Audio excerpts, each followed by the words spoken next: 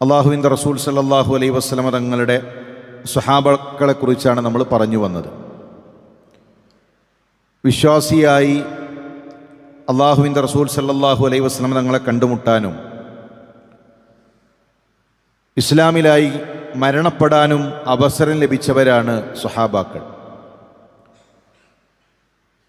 നമ്മൾ എത്ര അമല് ചെയ്താലും ഒരല്പനേരമാണ് അള്ളാഹുവിൻ്റെ റസൂൽ സല്ലല്ലാഹു അലൈഹി വസല്ലമ തങ്ങളെ കണ്ടതെങ്കിൽ പോലും ആ സ്വഹാബിയോളം എത്താൻ നമുക്ക് സാധിക്കുകയില്ല. അവരെ സ്നേഹിക്കൽ നമ്മുടെ ഈമാനിൻ്റെ ഭാഗമാണ്. സ്നേഹമുണ്ടാകണമെങ്കിൽ അറിയണം, അറിയുമ്പോഴാണ് സ്നേഹമുണ്ടാവുക. അതുകൊണ്ട് തന്നെ സലഫുകളെ, നമ്മുടെ മുൻഗാമികളെ നമ്മൾ അറിയണം. മഹാനായ സഈദ് ഇബ്നു ആമിർ അൽ ജുമഹി റളിയല്ലാഹു അൻഹു ഒരുപാട് സ്ഥാനങ്ങളുള്ള, ഒരുപാട് ഫളിലുള്ള സ്വഹാബിയാണ് സഈദ് ഇബ്നു ആമിർ. ഖുബൈബ് റളിയല്ലാഹു തആല അൻഹുവിൻ്റെ വഫാത്താണ് ഇസ്ലാമിലേക്ക് കടന്നു വരാൻ അദ്ദേഹത്തിന് കാരണമായത്. ശത്രുക്കൾ ചതിയിലൂടെ ഖുബൈബ് റളിയല്ലാഹു തആല അൻഹുവിനെ പിടികൂടി. നമ്മൾ എത്രയോ ഖുതുബകളിൽ ഖുബൈബ് റളിയല്ലാഹു തആല അൻഹുവിൻ്റെ ചരിത്രം മനസ്സിലാക്കിയിട്ടുണ്ട്. തെൻഈം താഴ്വരയിലേക്ക് ഖുബൈബ് റളിയല്ലാഹു തആല അൻഹുവിനെ കൊണ്ടുവരുന്നുണ്ട്.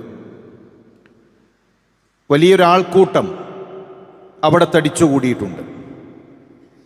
അവനെ വധിക്കൂ, അവനെ കൊല്ലൂ എന്നവർ ആർത്തലച്ചുകൊണ്ടിരിക്കുന്നു. ബദറിൽ കൊല്ലപ്പെട്ട ഞങ്ങളുടെ പ്രിയപ്പെട്ടവർക്കുള്ള പ്രതികാരമാണ് ഖുബൈബിൻ്റെ മരണം എന്നവർ പറയുന്നുണ്ട്. മഹാനായ സ്വഹാബിയെ കൈകൾ ബന്ധിച്ച് ചാട്ടവാറുകൾ കൊണ്ട് പൊതിരെ തല്ലി വധിക്കാൻ അവർ തയ്യാറാക്കിയ സ്ഥലത്തെത്തി കൊണ്ടുവന്ന് നിർത്തുന്നുണ്ട്.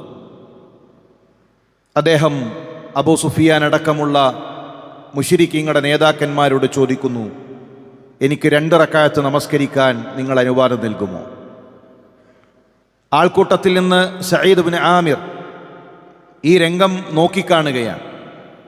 മരണത്തെ കൺമുന്നിൽ കാണുമ്പോൾ 2 റക്അത്ത് നമസ്കരിക്കണമെന്ന് തലകുനിക്കാതെ, മുട്ടുപുറക്കാതെ അവരുടെ മുഖത്ത് നോക്കി ചോദിക്കുന്ന ഒരു മനുഷ്യൻ.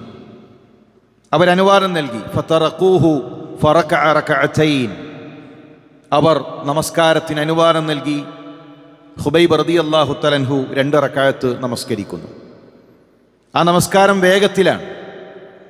സലാം വീട്ടി തടിച്ചുകൂടിയ മുശ്രിക്കീങ്ങളോട് പറയുന്നത്, ഖുബൈബിന് മരണത്തെ പേടിയാണ് എന്ന് നിങ്ങൾ പറയില്ലായിരുന്നുവെങ്കിൽ സുദീർഘമായി ഞാൻ സുജൂദിൽ കിടക്കുമായിരുന്നു. സുജൂദിൽ കിടക്കുമ്പോൾ ഞാൻ അനുഭവിക്കുന്നൊരു ആനന്ദമുണ്ട്, ഞാൻ അനുഭവിക്കുന്നൊരു അനുഭൂതിയുണ്ട്. പക്ഷേ നിങ്ങൾ ചിലപ്പോൾ പറയും, ഖുബൈബ് മരിക്കാൻ പേടിയാണ്, കിടക്കുന്നത് കണ്ടില്ലേ, നിസ്കാരം നീട്ടിക്കൊണ്ടുപോവുക. ആ പറച്ചിലില്ലായിരുന്നുവെങ്കിൽ ഖുബൈബിൻ്റെ നമസ്കാരത്തിന് ഇനിയും ദൈർഘ്യമുണ്ടാകുമായിരുന്നു. കഴുമരം ഒരുങ്ങിയിട്ടുണ്ട്. ആ കഴുമരത്തിലേക്ക് ചേർത്ത് നിർത്തി ശരീരത്തിലെ മാംസങ്ങൾ ശത്രുക്കൾ അറുത്തുമാറ്റുന്നുണ്ട്. ആൾക്കൂട്ടത്തിലൊരുവനായി മഹാനായ സഈദ് റളിയല്ലാഹു തആല അൻഹു ഈ കാഴ്ച നോക്കി നിൽക്കുകയാണ്. ഒരു മനുഷ്യൻ മരണത്തെ കണ്ടുമുട്ടുന്നു. മരണത്തെ കാണാനിരിക്കുകയാണ്. ആ ചുണ്ടിൽ നിന്ന് വരുന്നത് എന്താണ്? അദ്ദേഹം കാതുകൂർപ്പിച്ചു. മഹാനായ ഖുബൈബ് റളിയല്ലാഹു തആല പറയുന്നത്, വലസ്തു ഉബാലി ഹീന ഉഖ്തലു മുസ്ലിമ അലാ അയ്യി ജിംബിൻ ശഖിൻ കാന ലില്ലാഹി മസ്റഈ. തൗഹീദിൻ്റെ പ്രഖ്യാപനമാണ്. മുസ്ലിമായിട്ടാണ് ഖുബൈബിൻ്റെ മരണമെങ്കിൽ ഖുബൈബിന് ഒന്നും പ്രശ്നമല്ല. തൗഹീദിലായിട്ടാണ് ഖുബൈബിൻ്റെ മരണമെങ്കിൽ, ലാ ഇലാഹ ഇല്ലല്ലാഹ്ക്ക് വേണ്ടിയിട്ടാണ് ഖുബൈബിൻ്റെ മരണമെങ്കിൽ, എൻ്റെ ശരീരങ്ങൾ ഏതു ഭാഗങ്ങളിലേക്ക് ചേതനയറ്റു വീണ് കഴിഞ്ഞാലും അത് ഖുബൈബിൻ്റെ വിഷയമല്ല എന്ന് തൗഹീദിൻ്റെ ആശയങ്ങൾ ആ ചുണ്ടിൽ നിന്ന് അദ്ദേഹം പ്രഖ്യാപിക്കുന്നു. ആക്രമിക്കുമ്പോൾ ശത്രുക്കൾ ചോദിക്കുന്നുണ്ട്, ഖുബൈബ് നിന്റെ സ്ഥാനത്ത് മുഹമ്മദായിരുന്നെങ്കിൽ നീ ആഗ്രഹിക്കുന്നുണ്ടോ? നീ കുടുംബത്തിൽ നിന്റെ ഭാര്യയുടെ കൂടെ, നിന്റെ മക്കളുടെ കൂടെ, നിന്റെ പ്രിയപ്പെട്ടവരുടെ കൂടെ പകരം ഈ സ്ഥാനത്ത് മുഹമ്മദായിരുന്നെങ്കിൽ എന്താണ് നിന്റെ അഭിപ്രായം? അദ്ദേഹത്തിൻ്റെ മറുപടി, അള്ളാഹുവിൻ്റെ റസൂൽ സല്ലല്ലാഹു അലൈഹി വസല്ലമ തങ്ങളുടെ കാലിൽ ഒരു മുള്ള് തറക്കുന്നത് പോലും ഹുബൈബിന് സഹിക്കില്ല. എൻ്റെ ശരീരത്തിലെ എൻ്റെ ആത്മാവെന്നെ വിട്ടു പിരിയുന്നതിൻ്റെ വിഷയമല്ല, എൻ്റെ ശരീരത്തെ നിങ്ങൾ പ്രഹരിക്കുന്നതിൻ്റെ വിഷയമല്ല. എൻ്റെ വിഷയം എൻ്റെ റസൂലുള്ളാഹിയുടെ കാലിൽ ഒരു മുള്ളു തറക്കുന്നതാണ്. അതുപോലും എനിക്ക് സഹിക്കാൻ കഴിയില്ല. മഹാനായ ഹുബൈബ് റളിയല്ലാഹു തആല അൻഹുവിനെ അവർ കുരിശിൽ തറച്ചു. കണ്ണുകൾ ആകാശങ്ങളിലേക്ക് ഉയർത്തി ഹുബൈബ് റളിയല്ലാഹു തആല അൻഹു പ്രാർത്ഥിച്ചു. അള്ളാഹുവിൻ്റെ മാർഗത്തിൽ അദ്ദേഹം രക്തസാക്ഷിയായി. സഈദ് ഇബ്നു ആമിർ അദ്ദേഹത്തിൻ്റെ ഹൃദയത്തിലേക്ക് ആ കാഴ്ച ആഴ്ന്നു പതിക്കുകയാണ്. അദ്ദേഹം വീട്ടിലെത്തി. ഉറക്കത്തിൽ ഹുബൈബ് അദ്ദേഹത്തിൻ്റെ മനസ്സിലേക്ക് എത്തുന്നു. അദ്ദേഹത്തിൻ്റെ ഓരോ നിമിഷങ്ങളിലും ഹുബൈബ് റളിയല്ലാഹു തആല അൻഹുവിൻ്റെ ആ രംഗം അദ്ദേഹത്തിൻ്റെ മനസ്സിലേക്ക് വരുന്നു. എങ്ങനെയാണ് മരണാസന്നമായി നിൽക്കുന്ന ഒരു മനുഷ്യന് 2 റക്അത്ത് നമസ്കരിക്കാൻ കഴിയുന്നത്? അത്രമേൽ മധുരമുള്ളതാണോ ഈ നമസ്കാരം? മരണത്തെ കൺമുന്നിൽ കാണുമ്പോഴും തൗഹീദാണെന്ന് പ്രഖ്യാപിക്കാൻ ഒരു മനുഷ്യൻ എങ്ങനെ കഴിയുന്നു? എന്താണ് ഇത്രമേലൊരു മനുഷ്യനെ സ്നേഹിക്കാൻ, പ്രവാചകനെ സ്നേഹിക്കാൻ എന്താണ് ആ മനുഷ്യന്റെ പ്രത്യേകത? ആ ഉത്തരം തേടി അലയുകയായിരുന്നു മഹാനായ സഈദ് റളിയല്ലാഹു തആല അൻഹു. ആ അലച്ചിൽ അവസാനിച്ചത് അഷ്ഹദു അല്ലാ ഇലാഹ ഇല്ലല്ലാഹ് എന്ന പ്രഖ്യാപനത്തിലാണ്. അദ്ദേഹം ഇസ്ലാം സ്വീകരിച്ചു. ഇസ്ലാമിലേക്ക് കടന്നു വരാതിരിക്കാൻ അദ്ദേഹത്തിന് സാധിച്ചില്ല. അദ്ദേഹം തൗഹീദ് പ്രഖ്യാപിച്ചു. പിന്നീട് മഹാനായ സഈദ് റളിയല്ലാഹു തആല അൻഹു മദീനയിലേക്ക് പലായനം ചെയ്തു. ഖൈബർ അതിനോടടുത്ത് നിൽക്കുന്ന സമയത്താണ് അദ്ദേഹം ഇസ്ലാം സ്വീകരിക്കുന്നത്. ഖൈബറിൽ അദ്ദേഹം പങ്കാളിയായി. പിന്നീട് ഇസ്ലാമിലെ ഓരോ യുദ്ധങ്ങളിലും, ഓരോ പോരാട്ടങ്ങളിലും, ഇസ്ലാമിൻ്റെ ഓരോ ത്യാഗ നിമിഷങ്ങളിലും പ്രവാചകൻ സല്ലല്ലാഹു അലൈഹി വസല്ലം തങ്ങളുടെ കൂടെ അദ്ദേഹം ചേർന്ന് നിന്നു. അബൂബക്കർ റളിയല്ലാഹു തന്റെ ഭരണകാലഘട്ടത്തിൽ, ഉമർ റളിയല്ലാഹു തന്റെ ഭരണകാലഘട്ടത്തിൽ, അപ്പോഴെല്ലാം ഇസ്ലാമിക പ്രവർത്തനങ്ങളിൽ കഴിയുന്ന രൂപത്തിൽ അദ്ദേഹം പങ്കാളിയായി. അബൂബക്കർ റളിയല്ലാഹു തആല, ഉമർ റളിയല്ലാഹു തആല എന്തെങ്കിലും പ്രതിസന്ധികൾ ഉണ്ടായാൽ അദ്ദേഹത്തോട് ശൂറ നടത്തുമായിരുന്നു, കൂടിയാലോചന നടത്തുമായിരുന്നു. മഹാനായ സ്വഹാബിയുടെ ഏറ്റവും വലിയ പ്രത്യേകത ദുനിയാവ് കൊതിച്ചിരുന്നില്ല എന്നതാണ്. ദുനിയാവിലൊന്നും ആഗ്രഹിച്ചിരുന്നില്ല. അധികാരമുണ്ടായിരുന്നു, സമ്പത്തുണ്ടായിരുന്നു. ഇസ്ലാമിലേക്ക് കടന്നു വന്നപ്പോൾ ദുനിയാവിൻ്റെ ഒന്നും അദ്ദേഹത്തെ സ്വാധീനിച്ചില്ല. ഒരിക്കൽ ഉമർ റളിയല്ലാഹു തആല അൻഹു മഹാനായ സഈദ് റളിയല്ലാഹു തആല വിളിച്ചുകൊണ്ട് പറഞ്ഞു, താങ്കൾ ഹിംസിലെ ഉത്തരവാദിത്വം ഏറ്റെടുക്കണം.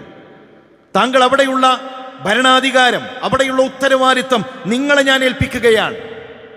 മഹാനായ സ്വഹാബിയുടെ മറുപടി, ഉമർ, എനിക്കതിന് കഴിയുകയില്ല. ദുനിയാവിനെ നിങ്ങൾ എന്നിലേക്ക് തിരിച്ചു വെക്കുകയാണോ? ദുനിയാവ് എൻ്റെ മേൽ നിങ്ങൾ കെട്ടിവെക്കുകയാണോ? ഉമർ, ഒരിക്കലും ഒരു അധികാരം അത് ഏറ്റെടുക്കാൻ ഞാൻ തയ്യാറല്ല എന്ന് മഹാനായ സ്വഹാബി പറയുകയാണ്. ഉമർ റളിയല്ലാഹു തന്റെ മുഖം ചുവന്നു. അദ്ദേഹം തിരിച്ചു പറഞ്ഞു, ഇസ്ലാമിന്റെ ഭരണം മുഴുവൻ ഉമറിന്റെ പിരടിയിൽ കെട്ടിവെച്ച് നിങ്ങൾ രക്ഷപ്പെടുകയാണോ? ഈ മുഴുവൻ ഉത്തരവാദിത്തങ്ങളും ഉമറിനെ മാത്രം ഏൽപ്പിച്ച് നിങ്ങളെല്ലാവരും രക്ഷപ്പെടുകയാണോ? ഒരിക്കലും ഉമർ ആ തീരുമാനത്തിൽ നിന്ന് പിന്മാറുകയില്ല. അള്ളാഹുവിനെ പേടിക്കുന്നവർ, തഖ്വയുള്ളവർ അധികാരങ്ങളിലെത്തണം, ഉത്തരവാദിത്തങ്ങൾ ഏറ്റെടുക്കണമെന്ന് ഉമർ റളിയല്ലാഹു തആല അൻഹു അവിടെ പഠിപ്പിക്കുകയാണ്. അധികാരത്തിൻ്റെ വിഷയത്തിൽ ഇതാണ് നിലപാട്. അധികാരം ചോദിച്ചു ചെല്ലരുത്. ഞാനാകാം, എനിക്കത് വേണം, അതല്ല അധികാരം. അധികാരം നാളെ സിറാത്തിലുണ്ടാകും, ഉത്തരവാദിത്തങ്ങൾ സിറാത്തിലുണ്ടാകും. അമാനത്ത് നമ്മളെ പിറകിൽ നിന്ന് പിടിച്ചു വലിക്കും, സിറാത്തിൽ നിന്ന് നരകത്തിലേക്ക് നമ്മളെ വീഴ്ത്തും. അതാണ് സ്വഹാബത്ത് പേടിച്ചത്. കഴിയില്ല ഉമർ, ഞങ്ങളതിന് വരില്ല, ആ ഉത്തരവാദിത്വം ഏറ്റെടുക്കാൻ എനിക്ക് കഴിയില്ല. എന്നാൽ അധികാരത്തിൽ വരേണ്ടത് ദീനിനെ പേടിയുള്ളവരാണ്, പരലോകത്തെ പേടിയുള്ളവരാണ്. അതുകൊണ്ടാണ് ഉമർ റളിയല്ലാഹു തആല അൻഹു മഹാനായ സഈദ് റളിയല്ലാഹു തആല അൻഹുവിനെ ആ ഉത്തരവാദിത്വം ഏൽപ്പിക്കുന്നത്. അത് ഏൽപ്പിച്ചു കഴിഞ്ഞാലോ അതിൽ കഴിയുന്ന രൂപത്തിൽ സൂക്ഷിച്ച് മുന്നോട്ടു പോകാൻ സാധിക്കണം. മഹാനായ സ്വഹാബി സഈദ് റളിയല്ലാഹു തആല അൻഹുവിന് വേതനം നിശ്ചയിക്കണം, സാലറി നിശ്ചയിക്കണം. ഹിംസിലെ ഗവർണർക്ക് ഇത്ര ശമ്പളം നൽകാം, ഇത്ര സാലറി നൽകാമെന്ന് ഉമർ റളിയല്ലാഹു തആല തീരുമാനിച്ചു. അതിന് സഈദ് റളിയല്ലാഹു തആല മറുപടി, ഉമർ, ബൈത്തുൽ മാലിൽ നിന്ന് ഇപ്പോൾ എനിക്ക് ലഭിച്ചുകൊണ്ടിരിക്കുന്ന എൻ്റെ സമ്പത്ത് സഈദിന് മതിയായതാണ്. ഇനി ഒരു സമ്പത്തിൻ്റെ ആവശ്യമില്ല. ഇപ്പോഴുള്ള സമ്പത്ത് സഈദിന് മതിയായതാണ്. കാലം കടന്നുപോയി. ഹിംസിലെ ഗവർണറായി ഹിംസിന്റെ ഉത്തരവാദിത്തങ്ങൾ ഏറ്റെടുത്ത് സഈദ് റളിയല്ലാഹു തആല മുന്നോട്ട് പോകുന്നു. ആ സമയത്താണ് ഒരു സംഘം മദീനയിലേക്ക് കടന്നു വരുന്നത്. അവരുമായി ഉമർ റളിയല്ലാഹു തആല കൂടിയാലോചിച്ചു. ഹിംസിലെ കാര്യങ്ങൾ അവർ സംസാരിച്ചു. അങ്ങനെ ഹിംസിലുള്ള ദരിദ്രരായ ആളുകളുടെ പേരുകൾ രേഖപ്പെടുത്താൻ അവരോട് ആവശ്യപ്പെടുകയാണ്. ഹിംസിലെ ദരിദ്രർക്ക്, അവിടെ പ്രയാസങ്ങൾ അനുഭവിക്കുന്നവർക്ക് ഒരു റേഷൻ നൽകാൻ തീരുമാനിച്ച് അവിടെയുള്ള ദരിദ്രരുടെ പേരെഴുതാൻ പറഞ്ഞപ്പോൾ ഒന്നാമതായി അവിടെ ഹിംസിൽ നിന്ന് വന്ന ആളുകൾ ഒരാളുടെ പേര് പറഞ്ഞു. രണ്ടാമത്തെ പേര് സഈദ് ഇബ്നു ആമിർ. രണ്ടാമതായി ഹിംസിലുള്ള ഏറ്റവും ദരിദ്രൻ, ഏറ്റവും പ്രയാസം അനുഭവിക്കുന്നത് സഈദ് ഇബ്നു ആമിർ. ഉമർ റളിയല്ലാഹു തആല ചോദ്യം, ഏത് സഈദ്? നിങ്ങൾ പറയുന്ന സഈദ് ആരാണ്? നാട്ടിൽ നിന്ന് വന്ന ആ മനുഷ്യരുടെ മറുപടി, ഞങ്ങളുടെ ഗവർണറായ സഈദ് ഇബ്നു ആമിർ. അധികാരമുണ്ട്, ഖജനാവിന്റെ താക്കോലുകളുണ്ട്, സമ്പത്തുണ്ട്. പക്ഷെ തൻ്റെ ആവശ്യത്തിനു വേണ്ടി പൊതുമുതലിൽ നിന്ന് ഒന്നും സ്വീകരിക്കാത്ത അതിദരിദ്രനായി കഴിഞ്ഞുകൂടിയ സഈദ് ഇബ്നു ആമിർ, അദ്ദേഹത്തിന്റെ വീട്ടിൽ അടുപ്പ് പുകഞ്ഞിട്ട് ദിവസങ്ങളായിട്ടുണ്ട് ഉമർ. സഈദ് ഇബ്നു ആമിറിന്റെ വീട്ടിൽ ഭക്ഷണം ഞങ്ങൾ കണ്ടിട്ട് ദിവസങ്ങളായിട്ടുണ്ട് ഉമർ. ഞങ്ങളുടെ നാട്ടിലെ ദരിദ്രരുടെ പേരെഴുതാൻ പറഞ്ഞാൽ ഞങ്ങൾക്ക് എഴുതാനുള്ള ഒന്നാമത്തെ പേര് സഈദ് ഇബ്നു ആമിറിന്റെ പേരാണ്. ഇന്ന് അധികാരങ്ങൾ സമ്പത്ത് വാരിയെടുക്കാൻ, സമ്പത്ത് കുമിഞ്ഞുകൂട്ടാൻ, അതിനുവേണ്ടിയുള്ള അധികാരികളുടെ കാലഘട്ടത്തിൽ സഈദ് ഇബ്നു ആമിറിന്റെ ചരിത്രം പ്രസക്തമാണ്. ഉമർ റളിയല്ലാഹു തആല അൻഹു 1000 ദീനാറുകൾ കൊടുത്തയച്ചു. സഈദ് ഇബ്നു ആമിറിനോട് ഉമറിന്റെ സലാം അറിയിക്കുക, ഈ സമ്പത്ത് അദ്ദേഹത്തിന്റെ ആവശ്യങ്ങൾക്ക് വേണ്ടി ചിലവഴിക്കാൻ നിങ്ങൾ പറയുക. ആ സംഘം ഹിംസിലെത്തി. 1000 ദീനാറുകൾ സഈദ് ഇബ്നു ആമിറിന്റെ കൈകളിൽ നൽകി. സമ്പത്ത് കണ്ട ഉടനെ അദ്ദേഹം പറഞ്ഞു, ഇന്നാ ലില്ലാഹി വ ഇന്നാ ഇലൈഹി റാജിഊൻ. ഭാര്യ ഓടിയെത്തി. ഒരു ഇസ്തിർജ ആണ്, ഒരു ദുഃഖവാർത്തയാണ്. എന്താണ് ഇത്രമേൽ സഈദ് പേടിക്കാനുള്ള കാരണം? ഭാര്യയുടെ ചോദ്യം, നമ്മുടെ ഖലീഫ മരണപ്പെട്ടുപോയോ? നമ്മുടെ ഖലീഫ മരണപ്പെട്ടുപോയോ? സഈദ് ഇബ്നു ആമിറിന്റെ മറുപടി, അതിനേക്കാൾ ഗൗരവമാണ് വിഷയം, അതിനേക്കാൾ ഗൗരവമാണ് വിഷയം. എന്തുപറ്റി? മുസ്ലിമീങ്ങളെ മൊത്തം ബാധിക്കുന്ന ഒരു പ്രതിസന്ധി വന്നിട്ടുണ്ടോ? ഒരു പ്രശ്നം വന്നിട്ടുണ്ടോ? മുസ്ലിം സമൂഹം ഒരു പ്രതിസന്ധിയുടെ മുഖത്താണോ ഉള്ളത്? അതിനേക്കാൾ ഗൗരവമാണ് വിഷയം. സഈദിന്റെ അരികിലേക്ക് ദുനിയാവെത്തുന്നു. സഈദിന്റെ മുന്നിലേക്ക് ഇതാ ദുനിയാവെത്തുന്നു. ഈ ദുനിയാവ് എന്നെ ദീനിൽ നിന്ന് അകറ്റുമോ എന്ന് ഞാൻ പേടിക്കുകയാണ്. എൻ്റെ പരലോകമാണ് വിഷയം. ദീനുള്ള ഭാര്യയുടെ മറുപടി, ഞാൻ നിങ്ങളെ സഹായിക്കാം. ഈ പണം നമ്മൾ എന്തു ചെയ്യണം? അവിടെയുള്ള മിസ്കീനുകളെ കണ്ടെത്തി ആ മിസ്കീനുകളിലേക്ക് ആ ഭാര്യയും ഭർത്താവും ആ സമ്പത്തിന്റെ വിഹിതം കൈമാറുകയാണ്. പിന്നീട് ഒരിക്കൽ ഹിംസിൽ നിന്ന് ചില ആളുകൾ ഉമർ റളിയല്ലാഹു തആല അരികിലേക്ക് വരികയാണ്. അതിനെ തുടർന്ന് ഉമർ റളിയല്ലാഹു തആല അൻഹു ആ നാട്ടിലേക്ക് അവിടെയുള്ള കാര്യങ്ങൾ അന്വേഷിക്കാൻ കടന്നു ചെല്ലുന്നു. 4 പരാതികളാണ് ഭരണാധികാരികളെ കുറിച്ചുള്ളത്. ഉമർ റളിയല്ലാഹു തആല അരികിൽ ആ നാട്ടുകാർ ചില പരാതിയുമായി, സഈദ് ഇബ്നു ആമിർ റളിയല്ലാഹു തആലയെ കുറിച്ചുള്ള ചില പരാതികളുമായി വന്നു.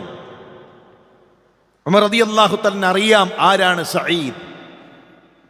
പരാതി പറയുന്നവരെ വിളിച്ചുകൂട്ടി. സഈദ് റളിയല്ലാഹു തആലയെ വിളിച്ചുകൂട്ടി. ശരി, നിങ്ങളുടെ പരാതികൾ പറയുക. ഒന്നാമത്തെ പരാതി, പകലിൽ ഞങ്ങളുടെ ഭരണാധികാരി വളരെ വൈകിയാണ് ഞങ്ങളിലേക്ക് എത്തുന്നത്. പകലിൽ വളരെ വൈകിയാണ് അദ്ദേഹം ഞങ്ങളിലേക്ക് എത്തുന്നത്. സഈദ്, എന്താണ് അതിൻ്റെ കാരണം? അദ്ദേഹം പറഞ്ഞു, ഞാൻ ഒരിക്കലും ഉമർ ഇത് പറയാൻ ആഗ്രഹിക്കുന്നില്ല, പക്ഷേ ഇത് പറയേണ്ട സന്ദർഭമാണ്. ചോദ്യം ചെയ്യപ്പെട്ടാൽ ഉത്തരവാദിത്തങ്ങളിൽ ഒരു ചോദ്യം ഉയർന്നു കഴിഞ്ഞാൽ ഞാനത് തെളിയിക്കണം. ഉമർ, അറിയുക, എൻ്റെ വീട്ടിലൊരു ജോലിക്കാരനില്ല, എൻ്റെ വീട്ടിലൊരു തൊഴിലാളിയില്ല. ഭക്ഷണം ഒരുക്കുന്നത് ഞാനാണ്, ഹുബസ് ഒരുക്കുന്നത് ഞാനാണ്. ആ ഹുബസ് തയ്യാറാകുന്നതുവരെ, എൻ്റെ വീട്ടുകാർക്കുള്ള ഭക്ഷണം ഒരുക്കുന്നതുവരെ എനിക്ക് എൻ്റെ വീട്ടിൽ കഴിഞ്ഞുകൂടണം. എൻ്റെ വീട്ടിലെ ഭക്ഷണം ഒരുക്കി കഴിഞ്ഞാൽ വുദൂ ചെയ്ത് ജനങ്ങളുടെ കാര്യമറിയാൻ ഞാൻ ജനങ്ങളിലേക്ക് ഇറങ്ങും. രണ്ടാമത്തെ പരാതി, രാത്രി ആർക്കും സഈദ് മുഖം കൊടുക്കുന്നില്ല, രാത്രി ആരുടെ മുന്നിലേക്കും വരുന്നില്ല, രാത്രി ഞങ്ങൾ ഭരണാധികാരിയെ കാണുന്നില്ല. സഈദ്, എന്താണ് താങ്കൾക്ക് പറയാനുള്ളത്? അദ്ദേഹത്തിൻ്റെ മറുപടി, ഇതും ജനങ്ങളുടെ മുന്നിൽ വെളിവാക്കാൻ ഞാൻ ആഗ്രഹിക്കുന്നതിൽ കാര്യമല്ല. രാത്രി ഞാൻ ജനങ്ങൾക്ക് മുഖം കൊടുക്കാറില്ല. ശരിയാണ്, രാത്രി എൻ്റെ റബ്ബിൻ്റെ മുന്നിലാണ് ഞാൻ, രാത്രി എൻ്റെ റബ്ബിൻ്റെ മുന്നിലാണ്. എനിക്കെൻ്റെ കാര്യങ്ങൾ എൻ്റെ റബ്ബിനോട് പറയാനുണ്ട്. എൻ്റെ റബ്ബിൻ്റെ മുന്നിലുള്ള നമസ്കാരത്തിലായിരിക്കും സഈദ്. അതുകൊണ്ട് തന്നെ ജനങ്ങളുടെ മുന്നിലേക്ക് സഈദ് രാത്രി എത്താറില്ല. മൂന്നാമത്തെ ചോദ്യം, മൂന്നാമത്തെ പരാതി, മാസത്തിലൊരിക്കൽ ഞങ്ങളുടെ ഭരണാധികാരിയെ പകലിൽ സുദീർഘമായ സമയം ഞങ്ങൾക്ക് കാണാൻ കിട്ടാറില്ല. എല്ലാ മാസത്തിലും ഒരു ദിവസം ഞങ്ങളുടെ ഭരണാധികാരിയെ ഞങ്ങൾ കാണാറില്ല. വളരെ വൈകിയാണ് അദ്ദേഹം ഒരു ദിവസം എത്താറുള്ളത്. എന്താണ് അതിൻ്റെ കാരണം? സഈദ് റളിയല്ലാഹു തആല മറുപടി, ഞാൻ ഈ ധരിച്ച വസ്ത്രമല്ലാതെ മറ്റൊരു വസ്ത്രം എനിക്കില്ല. ഹിംസിന്റെ ഗവർണറുടെ മറുപടിയാണ്, അധികാരമുള്ള ഭരണാധികാരമുള്ള ഒരു ഗവർണറുടെ മറുപടി. ഞാൻ ധരിച്ച ഈ വസ്ത്രമല്ലാതെ മറ്റൊരു വസ്ത്രം എനിക്കില്ല, അലക്കാൻ എനിക്കൊരു ജോലിക്കാരനില്ല. ഞാൻ പകലിൽ ഒരിക്കൽ എൻ്റെ വസ്ത്രം അലക്കി അതുണങ്ങുന്നതുവരെ ഞാൻ കാത്തിരിക്കും. അതെൻ്റെ വസ്ത്രം അലക്കുന്ന ദിവസമാണ്. അന്ന് എനിക്ക് മറ്റൊരു തുണിയില്ല, മറ്റൊരു വസ്ത്രമില്ല. അത് അലക്കി അത് ഉണങ്ങുന്നതുവരെ കാത്തിരുന്ന് അതിനുശേഷമാണ് ജനങ്ങളിലേക്ക് ഞാൻ എത്തുക. നാലാമതൊരു പരാതിയുണ്ട്. ഞങ്ങളുടെ ഭരണാധികാരി ചിലപ്പോൾ ആൾക്കൂട്ടത്തിൽ ബോധം നഷ്ടപ്പെട്ടു വിടും. പെട്ടെന്ന് അദ്ദേഹം ബോധം നഷ്ടപ്പെട്ട് താഴെ വിടും. എന്താണത് എന്ന് ഞങ്ങൾ അറിയണം. എന്താണ് അദ്ദേഹത്തിൻ്റെ രോഗം? സഈദ് റളിയല്ലാഹു തആല മറുപടി, ഹുബൈബന്റെ മനസ്സിലേക്കെത്തും, ഹുബൈബന്റെ മനസ്സിലേക്കെത്തും. അന്നത്തെ ഈമിൽ രണ്ട് കൈകളും ബന്ധിച്ച് കാലുകൾ ബന്ധിച്ച് അദ്ദേഹത്തെ കൊണ്ടുപോകുന്ന രംഗങ്ങൾ എൻ്റെ മനസ്സിലേക്ക് വരും. കുരിശിൽ തറക്കുന്ന ഹുബൈബിനെ എൻ്റെ മനസ്സിലേക്ക് വരും. ശരീരത്തിലെ മാംസങ്ങൾ ശത്രുക്കൾ അറുത്തെടുക്കുന്ന ഹുബൈബിനെ 2 റക്അത്ത് നമസ്കരിച്ച, തൗഹീദ് പ്രഖ്യാപിച്ച, എൻ്റെ റസൂലാണ് എനിക്ക് ഏറ്റവും പ്രിയപ്പെട്ടത് എന്ന് പ്രഖ്യാപിച്ച എൻ്റെ ഹുബൈബ്, ആ ഹുബൈബിന്റെ മരണം എൻ്റെ മനസ്സിലേക്ക് വരുമ്പോൾ ഞാൻ ആലോചിക്കുന്നത്, പടച്ച റബ്ബേ, എനിക്കൊന്നും ചെയ്യാൻ കഴിഞ്ഞില്ലല്ലോ. ഒരു മുസ്ലിമായ സഹോദരൻ തൗഹീദിനു വേണ്ടി മരണപ്പെടുന്നത് കൺമുന്നിൽ കണ്ടിട്ടും ഞാനൊരു വാക്കുപോലും പറഞ്ഞില്ലല്ലോ. ഞാനൊന്നും തൗഹീദിനു വേണ്ടി, എൻ്റെ മുസ്ലിമായ ഒരു സഹോദരന് വേണ്ടി ഞാനൊന്നും ചെയ്തില്ലല്ലോ. നാളെ റബ്ബിന്റെ കോടതിയിൽ എൻ്റെ റബ്ബ് എന്നോട് ഹുബൈബിന് വേണ്ടി എന്തുകൊണ്ട് സംസാരിച്ചില്ല, എന്തുകൊണ്ടൊന്നും ചെയ്തില്ല എന്ന് ചോദിച്ചാൽ ഞാൻ നാളെ പരലോകത്ത് പ്രയാസപ്പെടുമോ എന്ന പേടിയാണ്, ഹുബൈബാണ് എന്നെ ബോധം കെടുത്തുന്നത് എന്ന് മഹാനായ സ്വഹാബി. പ്രിയമുള്ളവരെ, നമ്മുടെ മുൻഗാമികളുടെ ചരിത്രങ്ങളിൽ നിന്ന് ഒരുപാട് പാഠങ്ങൾ നമുക്ക് പഠിക്കാനുണ്ട്. അവർ ദുനിയാവിനെ പേടിച്ചവരാണ്, അവർ അല്ലാഹുവിനെ സൂക്ഷിച്ച് ജീവിച്ചവരാണ്, അധികാരം പേടിച്ചവരാണ്. അവരുടെ പേടി പരലോകമായിരുന്നുവെങ്കിൽ ആ മുൻഗാമികളുടെ ചരിത്രങ്ങളിൽ നിന്ന് പാഠം ഉൾക്കൊണ്ടുകൊണ്ട് നമ്മുടെ ജീവിതത്തെ ക്രമീകരിക്കാൻ നമുക്ക് സാധിക്കണം. അല്ലാഹു അതിനുള്ള തൗഫീക്ക് നൽകി അനുഗ്രഹിക്കട്ടെ.